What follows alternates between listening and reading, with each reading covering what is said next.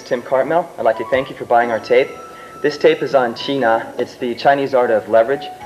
The techniques come from this book by this gentleman, Jiao Dayuan, who teaches hand-to-hand combat at the Beijing Police Officers Academy. This is a very good book. If you want any further reference material, I strongly recommend this book. Besides the information in this book, I'm going to add some extra techniques, some variations, some different ways to set the techniques up, and some different follow-ups. I hope you enjoy the tape. Thank you.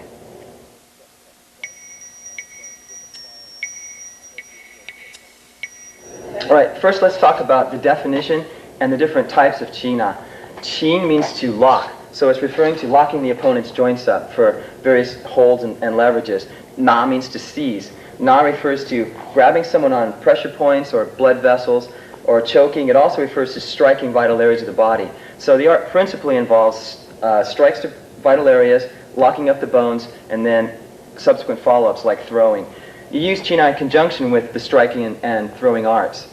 There are three ways to practice Qina. The first is called passive. Passive Qina is when the opponent grabs me. For example, he grabs my wrist, he grabs my lapel, he's got me in a hold. It's passive because he's not moving. He's already still. He has at least one hand stuck to my body. All right? The next level is active Qina.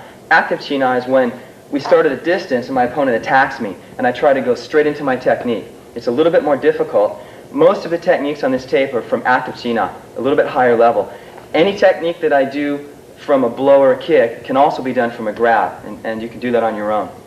The third type of practice is with weapons, and that's beyond the scope of this tape. We're not going to do that. Some advantages of Qina are, Qina is used at close range. Most fights, unless you knock the person out immediately, get into the grappling range. So it's the last chance you're going to have to take your opponent before you end up falling on the ground and wrestling. So it's very useful in the grappling range. Qina techniques can be used to control an opponent without actually hurting him. You can lock his bones up and hold him down without doing much damage. On the other hand, if you want to apply more pain or damage to the opponent, they can be quite devastating. You can destroy joints, you can hold them immobile while you strike them, so it can go either way. You learn also to control your body, your own body, as well as the opponent's body. So the skills, the attributes that you develop during Qina practice carry over into the striking and kicking and throwing arts as well. You learn how to control the opponent's body center and his limbs, so they apply to the other arts. When you practice Qina, another advantage is you don't have to pull the technique per se. You don't have to put pads on and hit or pull your punches. You do the techniques just like you're going to do them in the street. The only difference being you stop when the opponent feels pain or he's locked. You just don't apply too much force. But you can practice, you'll have a very good feedback when you do the technique because the opponent will be locked or not. He'll go down or not. You'll know if it works or not. So it's a very realistic mirror of your level of skill. Qina also is not based on using brute force. You don't have to be big and strong to do the techniques. A big person's joints will lock just as easily as a small person's joints if you do the techniques correctly. So smaller people can overcome larger people. You can lock and throw someone that you probably have a hard time striking or kicking if they're a lot bigger and stronger than you. So those are several of the advantages. Thank you.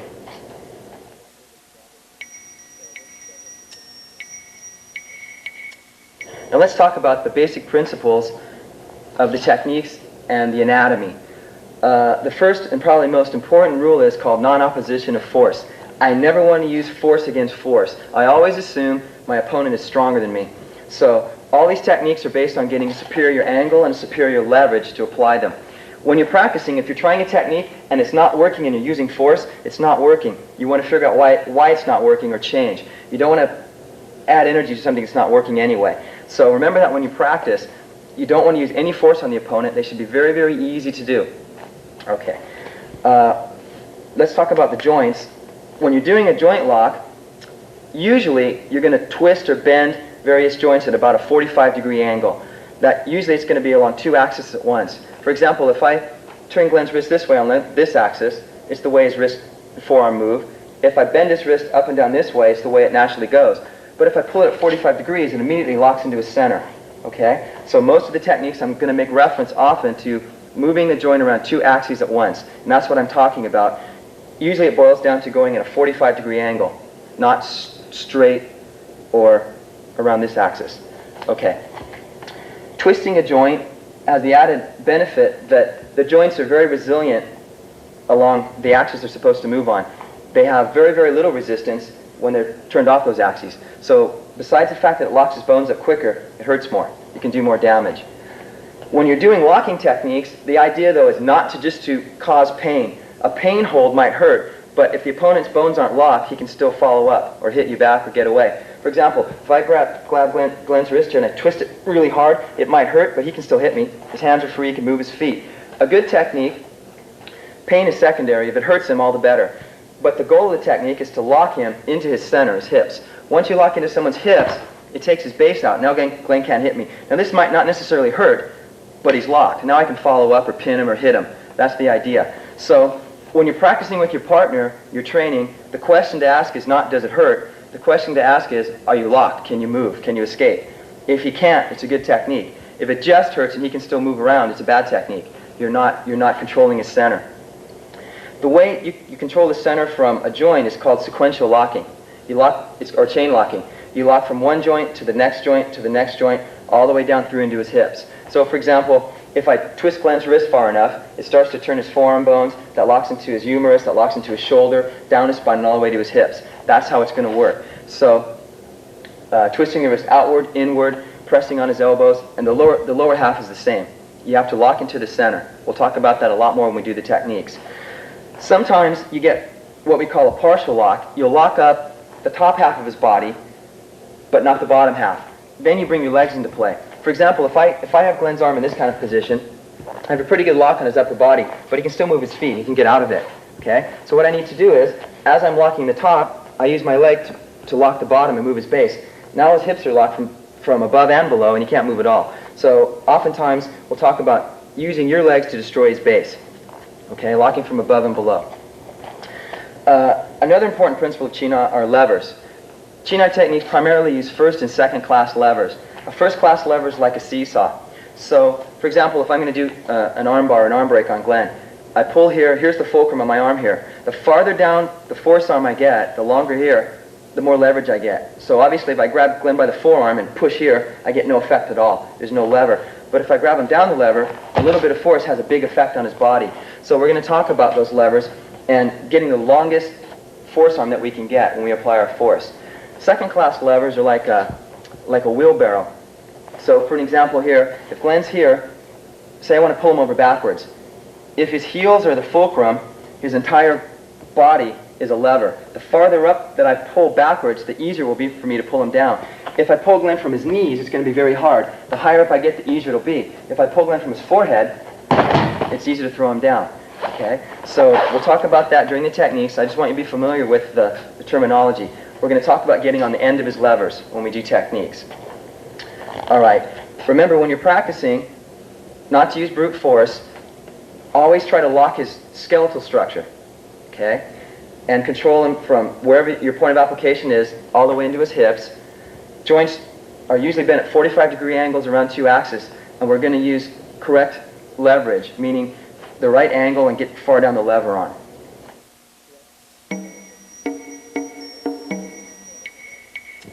Now let's talk about the posture, your own posture. Since we're not using brute force and tension, our power is going to come from correct alignment and using our bodies in the correct anatomical alignment with relaxation. So first of all, you want to maintain relaxation at all times. You want to stay completely relaxed. You don't want to tense up any muscles anywhere in your body. When you tense up, you're going to be slower and you're going to hold your power back. And also, if you're tense, you're going to give the opponent a handle to your own center. For example, if my arm's tense and Glenn grabs my wrist, I'm like a statue now, and he pulls me, I immediately lose my entire balance. If I stay relaxed and Glenn pulls, then I have a lot of play here and I can change. So when you stand up, make sure the most important alignment is the head. The head's like the engine of a train. Everything else is going to follow it, like the cars. Right in between your ears here is a point called bai hui, like it's the crown of your head. You want that to float up, and your chin might slightly rotate inward. Always have the feeling your head's floating up off of your torso. Your spine always lengthens. Keep your chest relaxed but up. Don't collapse your chest. Keep your chest up and relaxed. Your scapula relaxed in the back, and your shoulders should be very, very relaxed here. Always keep your shoulders down. When you raise your arm, don't let your shoulder come up with it. It'll cut off your arm from your torso, which is your power source. On the other hand, when you do Qinghai on your opponent, you often want to make him raise his shoulder to cut off his arm from his power source. So you keep your shoulders down and relaxed. Your elbows are always hanging, like there's something heavy on your elbows. Your hands when you're using your hands, you don't want to put a lot of tension in your hands either. If you tense your hands, it'll tighten up your forearms, which will translate tension into your body. Also, if your hands are stiff, you'll have no feeling. All these techniques are completely dependent upon having feeling. If you have no feeling, you won't be able to change fast enough to apply the technique. So you want to be relaxed, so you bring the power from your body out through your hands and keep your hands relaxed. Keep your hips level. You want to keep your feet more or less under your hips. In Qina, sometimes you might spread your base wide when you're sweeping or throwing, but in general, you're going to keep your feet fairly close together underneath your base. There are not very many low, stable stances of this nature because it's based on mobility. If you're standing like this and you're very stable, you can't follow the guy and move. Qina is based on agility, being able to move to the correct angle. So we're going to stay up fairly high with a slight bend in our knees and hips and keep our feet under our base. So in summary, the most important thing is to keep your head floating up from the crown, away from your torso, keep your spine lengthened, your body relaxed, keep your shoulders down, your elbows heavy, your hands are soft so they're sensitive, and your feet more or less under your hips. You don't want to have too wide of stances.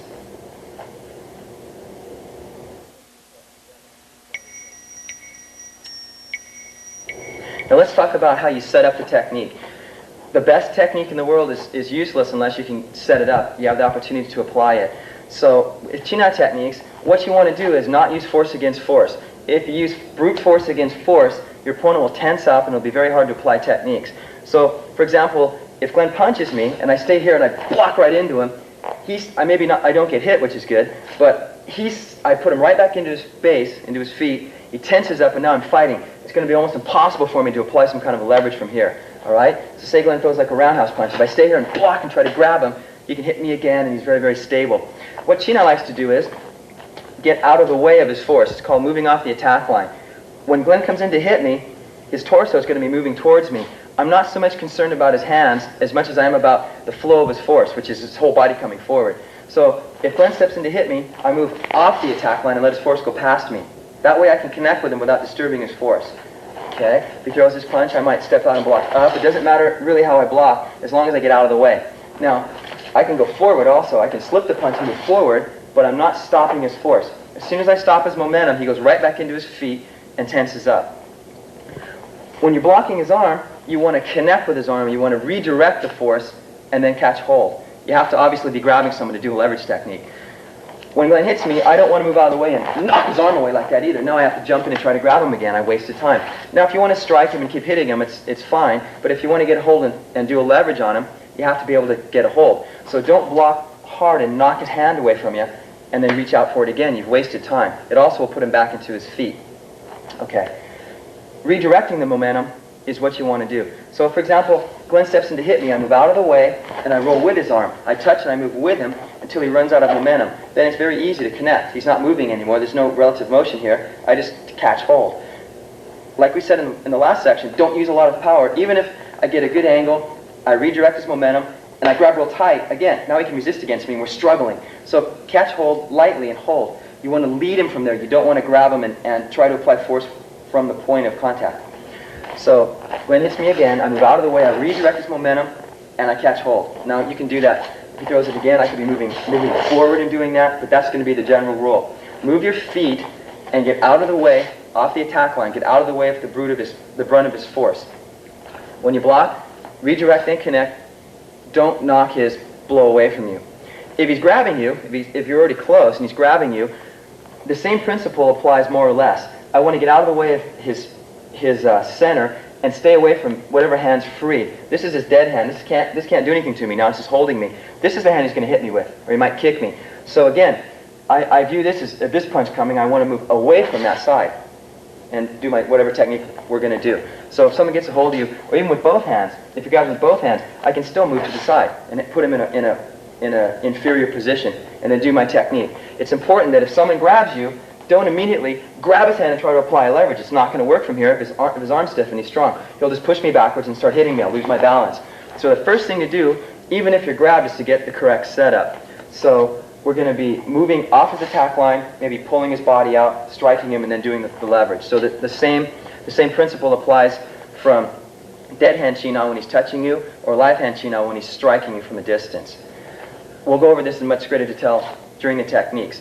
Finally, a word of caution, these techniques are potentially very devastating because you're moving their joints against their natural range of motion. When you're practicing with your partner, always go very slowly. You work out fairly cooperatively at first. When your partner either taps or he verbally lets you know that there's pain, stop immediately, don't go any farther. Never apply a technique with a snap or a jerk. Once a joint's at the limit of its range of motion, if you snap or jerk it, you can do a lot of damage. Take a long time to heal. It's not necessary for the technique. So be very, very careful. And as soon as your partner signals pain, stop. Most of these techniques are going to go into a takedown or a throw. Always work out on a padded surface like a mat. Don't work out on any kind of hard floor. If you don't know how to do break falls and roll, and I strongly suggest that you learn before you do the takedowns, because some of these falls are very hard. You're often falling with one or both of your limbs tied up, so it's very hard to slap out. So if you don't know how to fall, you can apply the leverage to the point of taking the opponent down, or your partner down, and then stop. Be sure that he knows how to fall. You should warm up your joints before you practice. Do some warm-ups. Make sure your joints are flexible, because most of the techniques are involving the joint. Okay. Be especially careful on neck techniques. Anytime that you're grabbing and twisting your partner's head, be especially careful. Very, very dangerous. And it's very, very hard for your opponent to control his momentum once he's off balance and his head's being twisted. And finally, when you're working out, it's very important that your partner gives you feedback. You don't want to have to try to figure things out. If you do a technique and it's not working, very often your partner will tell you why. He'll say, well, you need a better angle, or I felt like you pushed into me, or whatever the case may be. So ask your partner for feedback as you're training. Thank you. Good luck.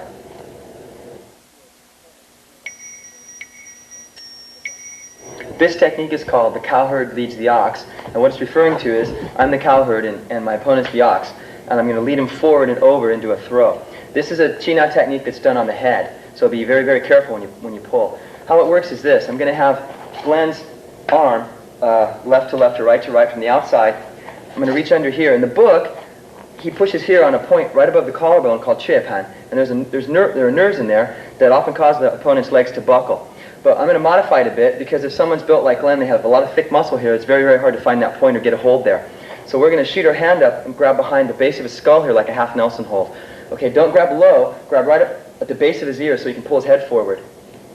As you're pulling his head forward, you're going to pull this arm straight down. Don't pull his hand into you this way. The opponent will fall on you and you'll be knocked over.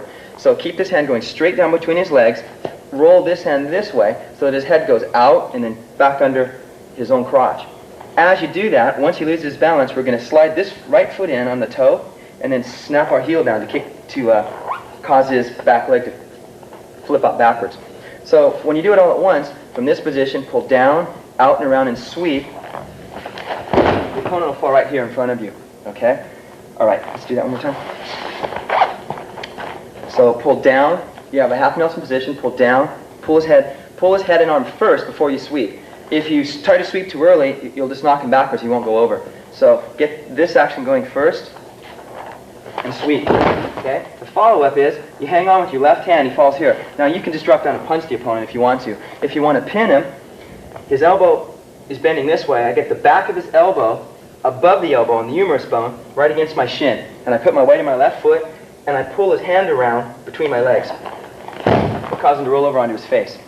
I hang on, I step over with my right foot, drop my knee right in the back of his head or his neck, and I pull his hand up with both hands at 45 degrees to his front right, over his head this way, for the pin. Okay. Now, off a punch, when Glenn punches me, again, I want to move off the attack line and catch his punch. Go with the punch. I recommend hitting underneath here, this way. If you hit him in the solar plexus, that's what will happen. He'll bend over and it'll set him up for the throw. From here, all you need to do is shoot your hand and right away and tighten this up. Keep this arm pulling down so there's no slack in it. If Glenn can bend his arm up here and tighten it up, I can't do the throw. So after I hit him, I immediately tighten this up, pull down and sweep. He goes down, come up close, pull him around by the elbow, step over here, drop your knee in the back of his neck. For wheel, you're going to put all your weight on your right knee. And pull his arm up and over for the pin. So Glenn punches me, out of the way, block and catch, solar plexus, pull here, take the slack out, sweep and throw. Get the back of his elbow against your shin, turn him over, step over, drop your weight, pull his arm up.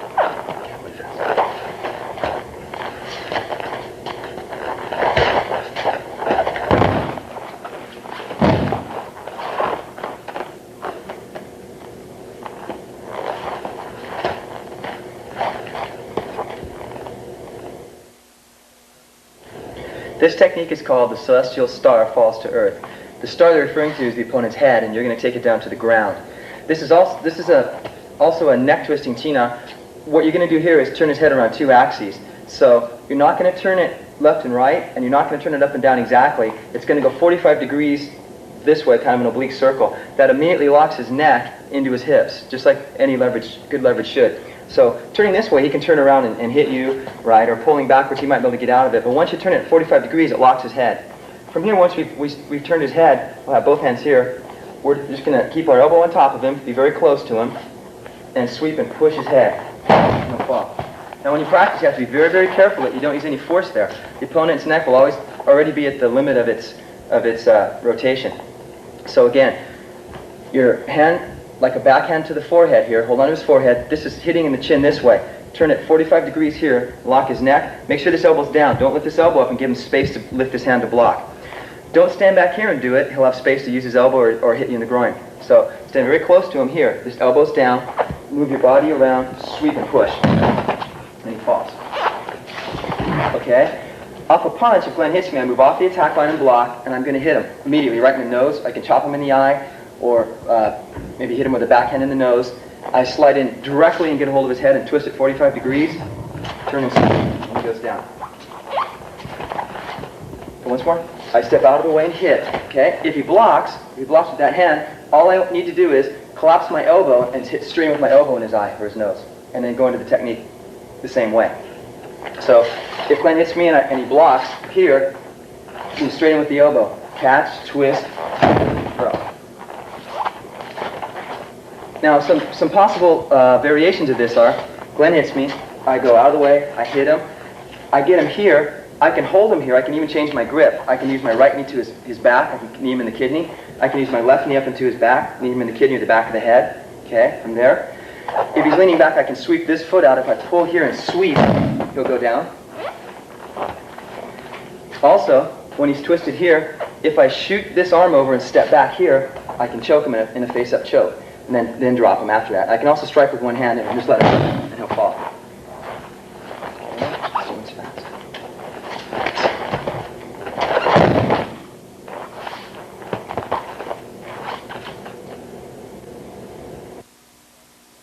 This technique is called leaning on the stars to pluck the moon. It's a head twist, so we're going to twist his head on 2 axes. You're going to have one palm up under his chin and the other palm on the back of his neck here. And what it involves is twisting his head on 2 axes at a 45-degree angle over, not like he's saying no and not straight over, 45 degrees that way, and immediately locks his neck into his center. From here, I'm going to step back and keep pulling to drop the opponent. Now be very, very careful when you do this. This is a very dangerous technique. Once you've locked the opponent, try to throw him through his head. Don't just twist his head. Once he's locked here, keep your elbows down and his head in front of you. Don't move your body first and try to pull. Here you have no leverage. So keep it right here, move your body. The opponent goes down. One other variation of this technique is from exactly the same setup, twist his head on 2 axes here. You're going to step back, instead of with your right foot, you're going to step back with your left foot. So twist his head on 2 axes, you hold it here, he's locked. Hold his head right in front of you here and step back with your left foot. You throw the opponent over in front of you this way. Follow him down. So this palm up, this palm on the back, twist and lock, step back with your rear foot, keep his head in front of your chest, keep your elbows down here. Again, don't turn this way first and try to pull, you won't have any power. Hold here, throw. Here. Now, off a punch, if say Glenn hits me, I move back off the attack line, move his hand out, and immediately hit him in the head, set it up. From here, I leave my hand there and I just scoot in and take a hold. Okay, I grab a hold. From here, I can either step this way and twist, or I block and hit, or I can grab and step up here, get him tight, step back. When the opponent falls here, if you push your open palm here, down and back towards here, it'll choke. It'll be a choke. You can also use both hands. Your 4 fingers can squeeze around his carotid artery. The open part of your hand here pushes at this angle here, backing in. Use your body weight. Notice, I'm not back here trying to squeeze. I get my body weight over his throat and I push back in with my arms straight.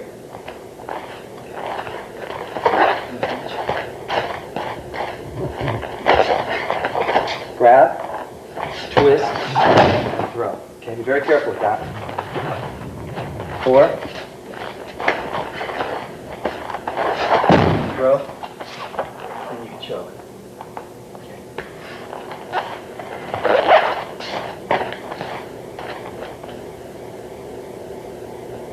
This technique is called the immortal points the way.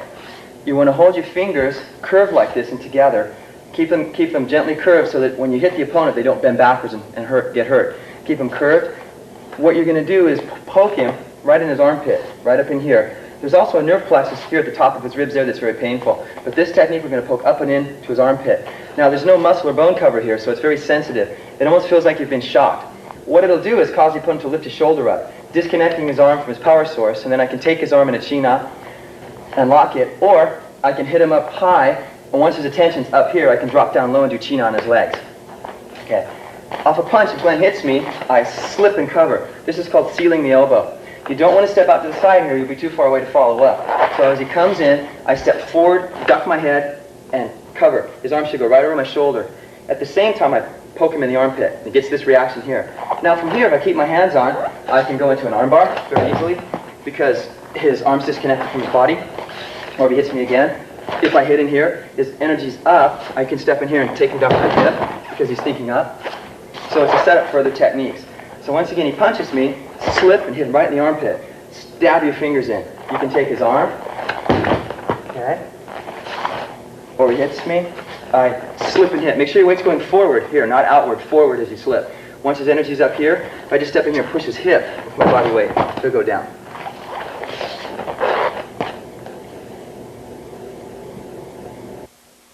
This technique's called turning over the golden oven. The golden oven refers to my opponent. I'm literally going to turn his body over in a somersault. When you throw the opponent, you're going to have him bent over here. You're going to push his neck, his head down and around between his legs. As he starts to go over his toes, you can either grab his belt or just grab under his rear and pull it over. Throws him over in a forward somersault. Okay? So once again, when you're here, pull his head first. Don't try to lift him from here. It'd be too heavy. You've got him down here. You want to move him very close to him so he can't use this arm to hit you. You don't stay back here where he has space. Very close. Sink your weight. Push his head down and around between his legs. As he starts to go over, just push from his rear and he'll go over this way. Now, off a punch, if Glenn hits me with his left hand, I slip and block across, and I hit him in the kidney or the lower ribs. That'll cause his body to come up this way. Very painful strike. Now I step around with my back foot, toe in, pointing right between his legs. As I do that, this hand's going to hit this way, right in the base of his skull. Turn around once, Glenn. You want to hit, put your head up. Right at the bottom of the ear line here is the base of the skull. If he hits him in there with much force at all, it knocks him out or it'll give him a concussion. So Glenn punches me, I slip, hit him in the kidney, step this way, palm in the back of his head, and immediately come right in close to him this way so I have a hold. Now as I push his head between his legs, as he falls over, I push him from the rear and he goes over. One more time. So Glenn hits me, slip, hit the kidney, hit the back of the head and pull him tight, push him down, seat over.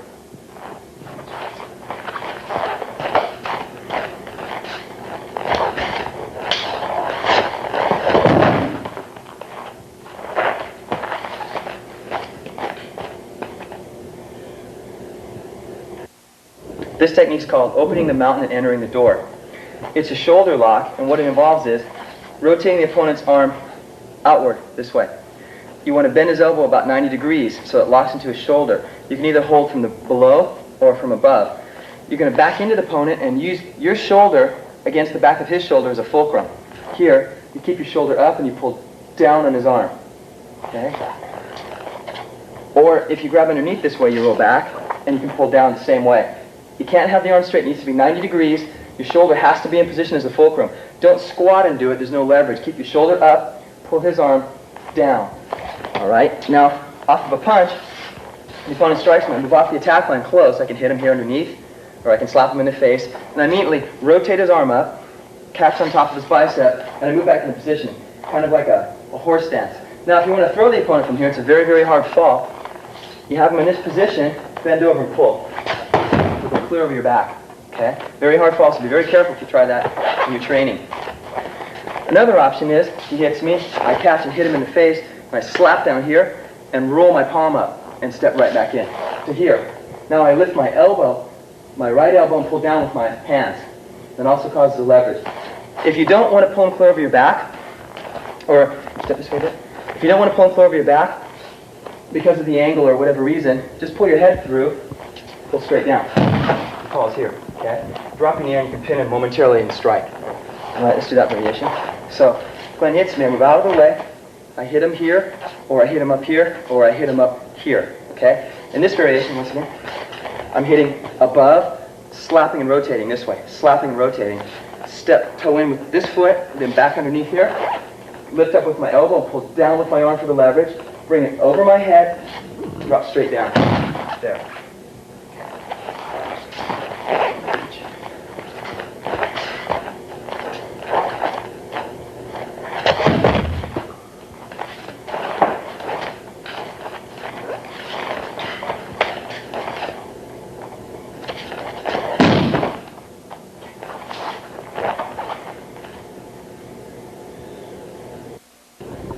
This technique is called rowing the boat against the current.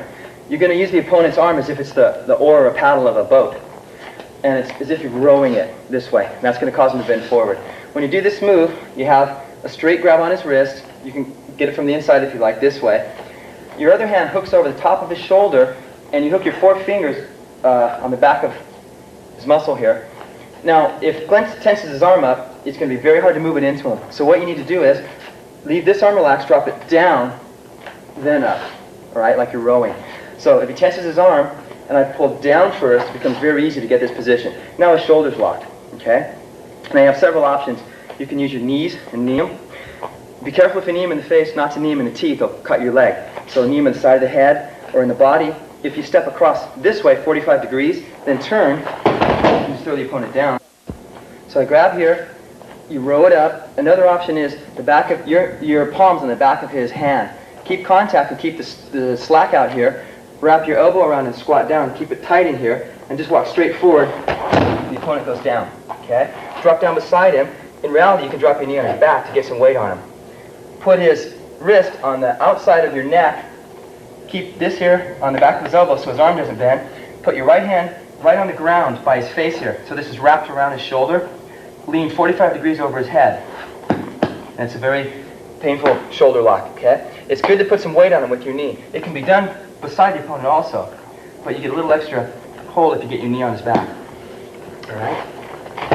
Now off a punch, for example, if Glenn throws kind of a roundhouse or hook punch, I can block in close and hit, and then do it.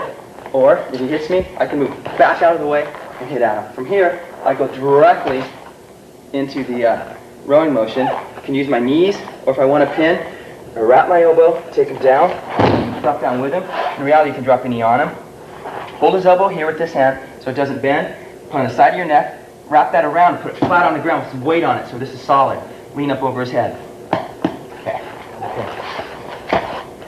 So once again, punches.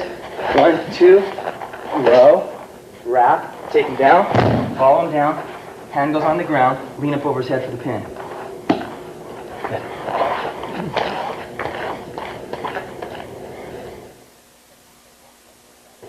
This technique is called walking the horse out of its shoes. It's a lock on the shoulder. You need to get the opponent's arm at 90 degrees. You're going to either come from above or below and bend his arm at this angle, pulling up here on his elbow and down on his wrist. This kind of a leverage will take the opponent down backwards. Okay? Now, when you set it up off a blow, you can either, for example, be inside here and slap down and hook, then slide your hand around and do it. Or, if you hit the opponent low, you can hook your fingers here and bend it, then shoot up and grab your own wrist. This is a little bit tighter leverage. Here I'm pulling down with my palm and lifting up with my elbow. And I can sweep and take him down. Here, if I drop my knee on him, I pull my hand back towards myself and push my elbow forward. And it has a leverage on his shoulder. Okay, for example, if Glenn throws a roundhouse punch, I can move in early and stop him here, hook, spin it around, and just throw him down. If I want to pin him, say the same punch, I might step in early, hit him down low. Hook, here you grab the top of your own hand, put the leverage on, take him down, follow him down, drop your knee on his body, pull your hand towards you, and push your elbow forward this way. Right. Here, don't keep his forearm below 90 degrees. As you bring it up here, he'll be able to pull his arm out. He'll lose the leverage. So keep this down here a ways where it's strong. Keep your elbows down. Keep this in tight here. Put your weight on him and pull.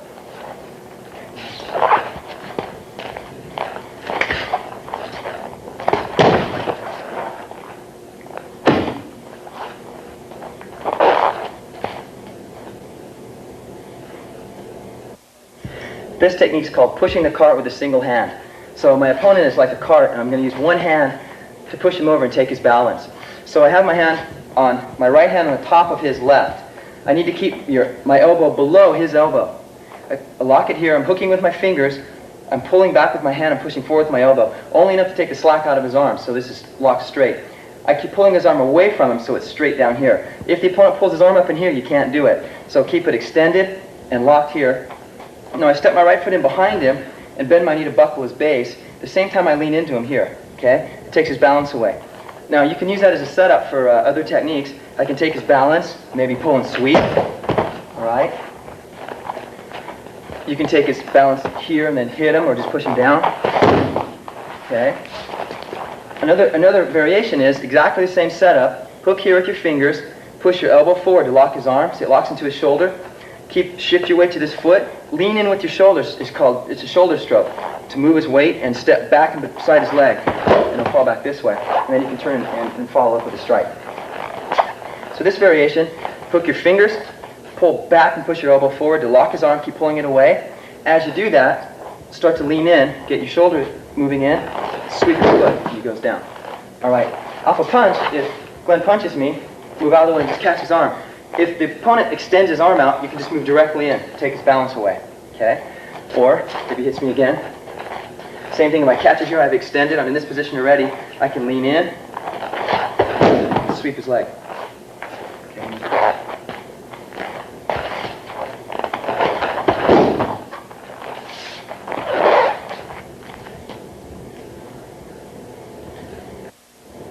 This technique is called Buddha's attendant pounds the pestle. So it involves hammering down and rolling this way with the back of your knuckles on top of the opponent's elbow crook near his lower bicep, this way. Pulls his humerus bone out of his torso and causes him to lean forward. Okay? This one's set up off of a lapel grab. He's got a hold of me here.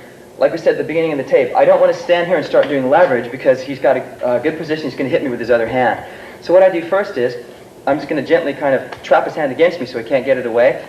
Move a little bit out of the way and hit him quickly. I always want to keep this arm in between his live hand and my head. So if he throws a punch and my hand's up here, my hands, it can block and I can hit him again. So Glenn grabs me, I hit from here. Now I'm going to move my foot back, pull him with me with my torso and hammer right here. Spin him forward. Extend my arm down, so my elbow's down here. Now, don't try to grab under this way. We're going to step up like this and turn. Lift our hand up, put it on his chest. Grab around his chin. Take him down. Now his right arm is locked in here. He can't move it. Then I can follow up in here, or I can drop my knee, or whatever. So Glenn grabs me. I immediately hit. Step back, hammer. Extend my arm down. Use your waist to turn. Step up. Grab around his chin. Take him down. He's held here.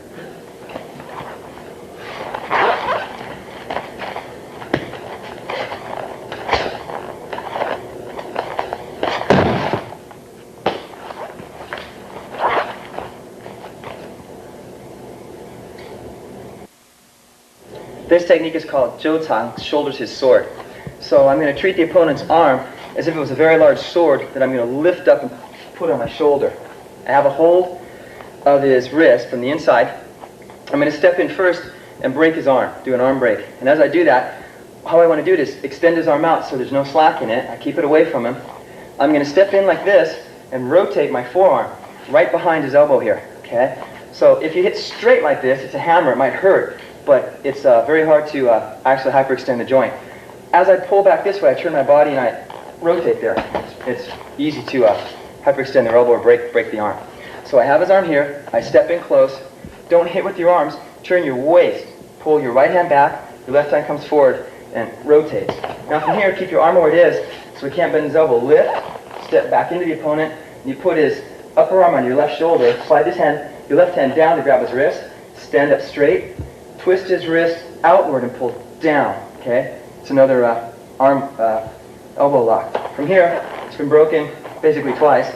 You bring it around your head and just pull down, clutch. Take your opponent down in front. You still have a hold, you can follow up, okay? So, I have a hold of his wrist here. I step in and turn my waist, snap my arm there, leave it underneath, step in and slide it onto your shoulder. Immediately slide his hand up, pull out, stand up, twist his wrist out as you pull down there. Keep your stance, bring it around your head, towards your left hip. Throw the opponent over. Okay. Off a punch, if Glenn hits me, I get off the attack line and catch, and I just step in, break, come underneath, break the elbow, twist out, right? Drop your elbows heavy here. To break,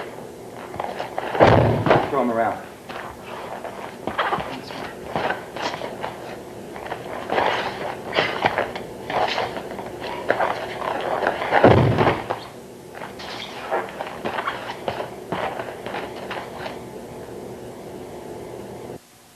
This technique is called the wild swan, overturns its body. Your opponent's the wild swan, and you're going to cause him to flip over. Now, there's two ways this technique might go. You may actually flip over, or the opponent may actually just fall on their face, and you can lock him in a shoulder lock. And how it works is, you have left-to-left grab on the inside of the wrist. You want to rotate their arm outward this way as you pull their arm straight. Keep pulling their arm away from their power source here. From here, you reach underneath and cradle the arm with the crook of your elbow. Make sure your arm's behind where their elbow bends. It's not going to work down here. The lever's too short. So get it up here high, cradle it, and reach down towards your own hand. Okay? Now from here, once I have this, I shift my weight to my left foot and use my shoulder to get him to lean forward. All right? I'm going to snap my leg back to buckle his left leg backwards. As I do that, I'm going to bend like I'm bowing and looking to my left. And the opponent will, if you do this at the right time, the opponent flips over. So spread your feet a bit. From here, I bow. He goes over in front of me. I still have a hold of his wrist so I can follow up. If you don't do it with that much force, or the opponent slips out, he'll go directly down onto his face. Okay? From here, drop your knee, come straight down, put his wrist on the outside of your neck, hold his elbow so it doesn't bend, put this hand on the floor, lean up over his head at 45 degrees for the pin. All right? Okay, off of a punch, if Glenn hits me, I get out of the way, I block, and I hit up to divert his attention. I either use a back fist or I slap at his face, something to take his mind off of his arm. I rotate this out and pull it away from him, and I hook his arm over, cradling it in my elbow crook, and throw from here. Okay? Again, if I do the other variation, exactly the same, from here, and I push him down on his face, drop my knee, put his wrist on my neck, grab his elbow, pin, and lean over his head. All right.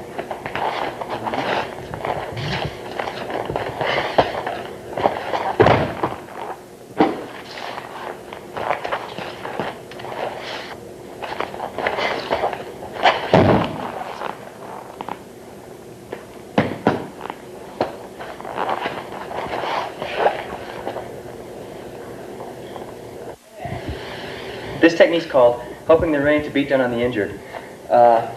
It's an elbow and shoulder lock throw. We're going to have his arm left to left, grab the inside, rotate his arm outward, and stretch it away from his center so this slacks out of his arm. Your right arm is going to come underneath this way and rotate. It's going to rotate this way so your elbow rotates outward. That's going to cause a lock on his elbow, which will push into his shoulder. Make sure you get your arm behind his elbow, not below it, up in here on the back of his tricep. Now, as we do this, we keep our body close. This hits back towards his groin. It may or may not hit his groin. If it hits his groin, all the better. It doesn't have to. I shift my weight from here on my left foot. I'm going to bring this in, slide in, and sweep as I rotate and hit down. I want to turn from here and bow and look to my left as I rotate my arm.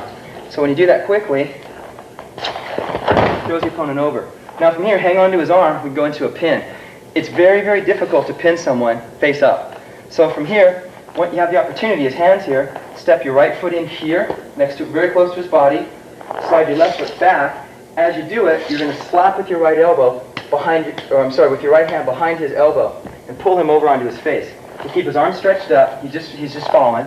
I go 1, 2. He's on his face. Drop straight down.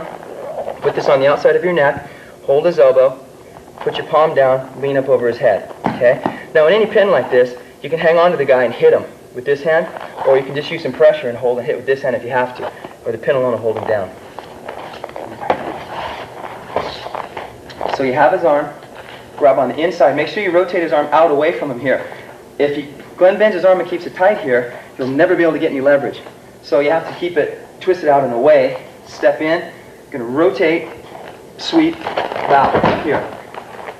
Step in, back, pull his arm up and over as you scoop his elbow. Drop straight down and pin. Okay. Now off a punch, and Glenn hits me, on the Vapi tackle, I can hit him down low. Solar plexus or liver spleen, depending on the side, is a good shot. Starts to bend the opponent over for me already. From right here, I stay close. Keep this by your hip and turn your waist. So after you hit him, don't leave his arm out in space here. Pull it here as you hit him. Keep it there. And a good tight throw. Okay. One more time.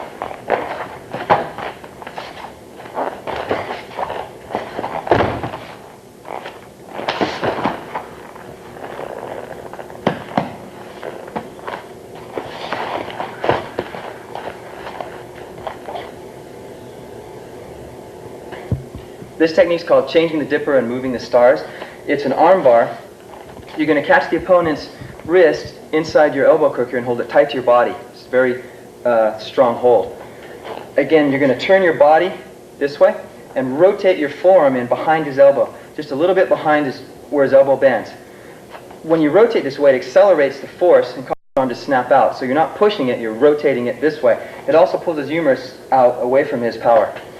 When you're doing these kind of breaks, don't use your arms out here. They're not near as powerful as if you use your waist. Okay? Use your waist to snap this way. Now, as we do that, we're going to sweep back into this foot to take his base out. An arm bar, if you get a guy over in an arm bar, you have him however you have him, this feels very, very stable. But if he's still standing over his base and he's strong, he'll just stand up and force his way out of it very easily. Okay? So what you need to do with an arm bar is, if you're not going to take him down immediately, you need to take his base out a little bit and then hold him. You get a good hold here. Now he has no base to stand up from. You can hold a person like this before you take him down.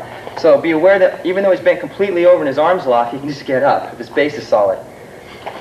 Off a punch, Glenn throws a straight punch. I slip here. I'm going to punch him straight in the ribs underneath. So as he hits me, I'm going to slip and hit, okay? To stun him. Come up straight and wrap right here. See his arm will slide right down into your arm. Break, okay? As you break, sweep his foot, back, snap your heel down there. You have him. Now, with your left hand, grab your own, roll it over and grab your own right wrist. You're going to scoop this way and roll downward, pulling up with here. It's a very, very painful elbow lock. Okay? So Glenn punches me. I slip and cover and punch him in the ribs. I come up and break. I sweep and bend him over, grab my own wrist, pull him down, and then from here I can pin from here. This is just painful. Or if I want a better hold, I can go, put it on my neck, my hand here, and do the shoulder pin. Okay.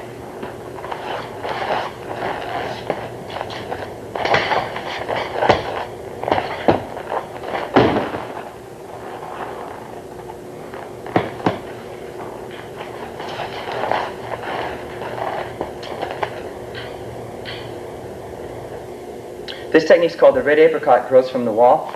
It involves an elbow leverage using the opponent's own arm to press behind his other elbow. So you get his arms crossed. You have his arms crossed this way.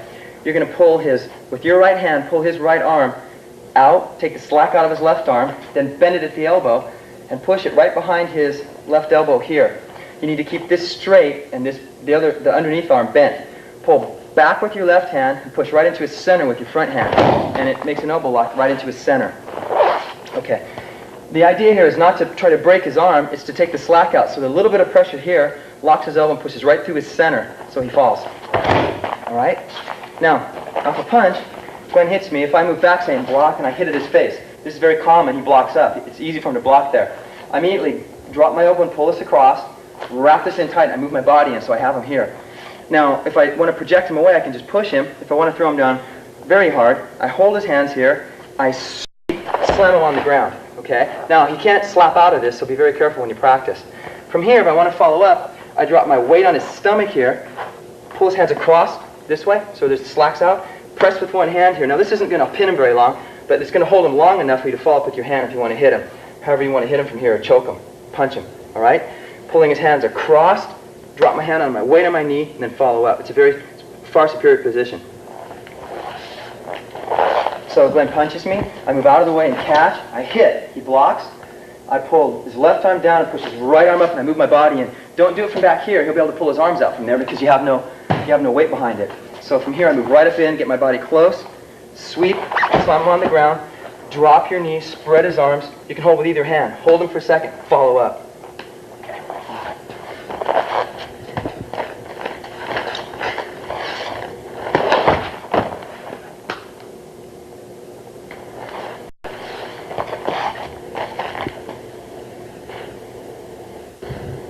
This technique is called the old pine tree leans over. Your opponent's body is the old pine tree, and you're going to cause him to bend over backwards. What it involves is I have my right hand holding onto his right wrist from the outside. I'm going to thread my left hand over his elbow, lift his arm, come back underneath and grab my own wrist from here, okay? Now, if his arm's bent, I can use my elbow and hit him and then take him down. Or, if he keeps his arm locked, I come over in a circle, I step behind him, and he just tips over backwards because of the leverage. For follow-up, I drop my knee on his chest. I pull his elbow close to my chest here so he can't move it, and I pull his wrist as if I'm going to take his fingers and touch his own forearm. Pull his wrist up and in from here. Okay, it's painful, and if I need to follow up, I can let go and hit. So I have a right-to-right straight grab, left hand threads over, lift his arm, grab your own wrist, okay? You can come straight in, or you can come over in a circle, step past him, drop. Weight on him, pull this into your chest, rotate his hand this way, bend his wrist. You have a very tight hold here. If you want to let go, you can let go and you're right on top of him. Now for punch, Glenn throws a straight punch, I move out of the way, block, this is good, punch him in the eye or punch him in the nose right over the top to straighten him up away from me. I thread my hand through, one, drop him, okay? Weight on him, pull in here, tighten up on the wrist, okay?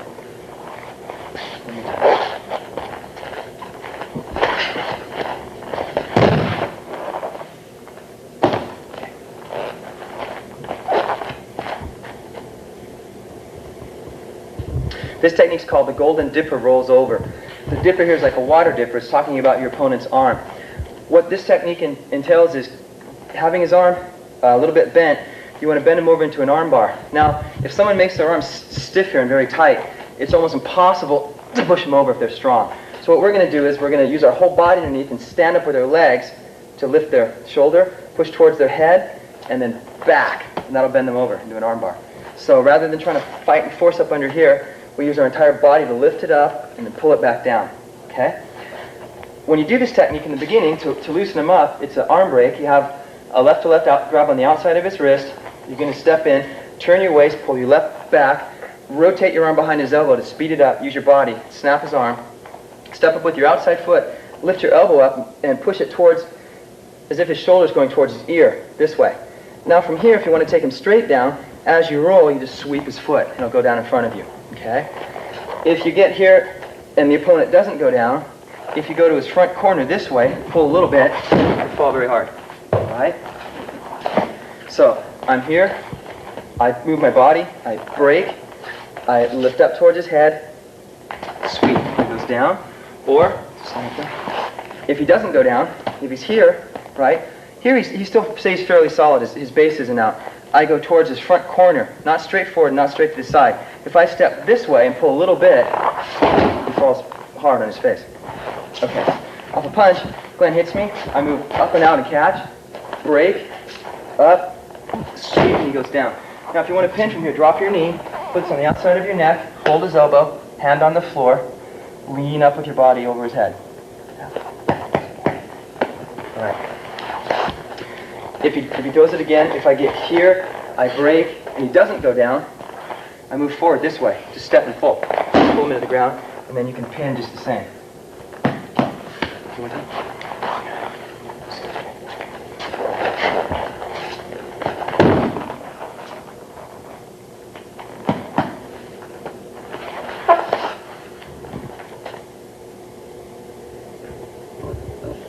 This technique is called spreading flowers to left and right.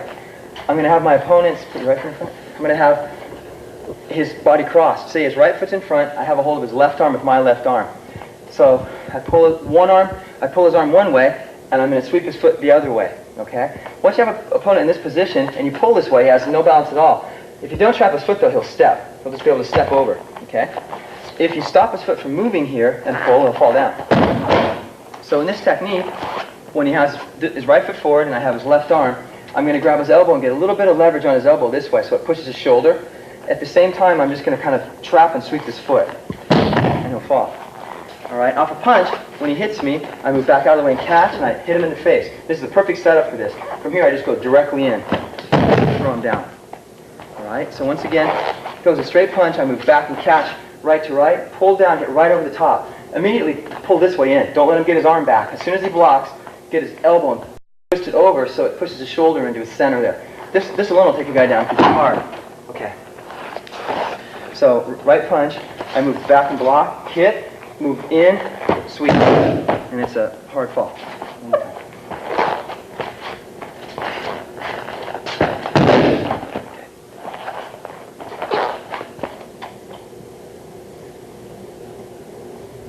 This technique is called lifting the spear to strike the tiger. Your opponent's own arm is the spear, and you're going to lift it up and strike towards him. He's the tiger. So, you're going to have a finger, elbow, and shoulder lock here. So I have him as if you're shaking hands, but I get around his fingers, farther down his lever here. You want to grab down where you have a good grip on his fingers. Pull his hand away from him, lift it up. Now here, your left hand comes under his elbow and keeps it from bending, right? You want to kind of pull it out and then lift.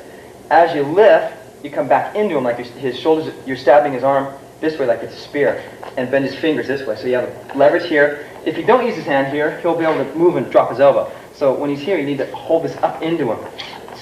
Move back into him this way, slide this down. You can break his arm, and from here, you can bring him around and take him down by his fingers. All right, so I have a hold of his fingers. Don't go straight in this way. He'll tighten up his arm here, and you won't be able to do anything. Pull it away and get the bend starting here, so it takes some of the power out of his hand.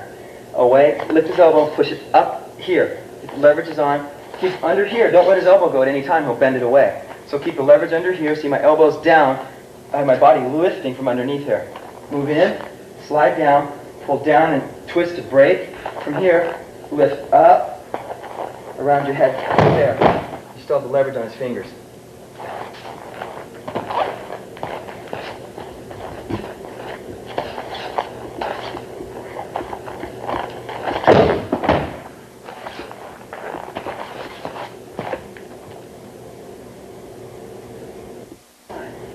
This technique is called pushing the clouds and rolling the fog. It's a variation of an outside wrist leverage. This kind, bending his wrist out at 45 degrees. So not just rotating and not just bending. It goes 45 degrees at this angle to lock into his center. When you do this kind of leverage, you have to make sure his arm's pulled away from his body here. Here, it's locked into his center. This will take him down. All right? If you get too close and you let his elbow bend, you get in here, it hurts his wrist, but he's not locked. He can do anything he wants. He can hit me or grab me or do whatever. So as you do these leverages, make sure you keep his arm pulled away from him and then rotate at 45 degrees. You'll feel the lock into here. All right, this one's a little bit different. We're going to use our right hand on the back of his right hand here, below the wrist, not on the wrist, it won't bend. Grab him on the back of the hand, this way, so it bends. Your left hand grabs the back of his wrist here, below his wrist on his forearm. Now from here, what you're going to do is step back with your left foot and turn your body as if you're going to elbow him in the nose. Okay? Keep pulling this away and just twist. That throws him down. All right? Okay, so right hand on the back of his hand, left hand grabs his wrist. Keep him close to here. Don't back up and then pull. You'll lose your power. Keep it in here, elbows down. Move your foot and pull him with your body this way. As I move back, I turn to the left and my right elbow goes towards his nose. Okay. Now off a punch, Glenn hits me. I move off the attack line and I catch and hit at his face, okay? I hit it to either stun him or he can block. It doesn't matter. I want to get him stretching away from me so his arm's stretched out. I want him to go backwards. From here, all I do is slide my hand on a grab, right? Shift back and turn. And he goes right down. One more time. So right straight punch. I move back, catch, hit, grab, and throw.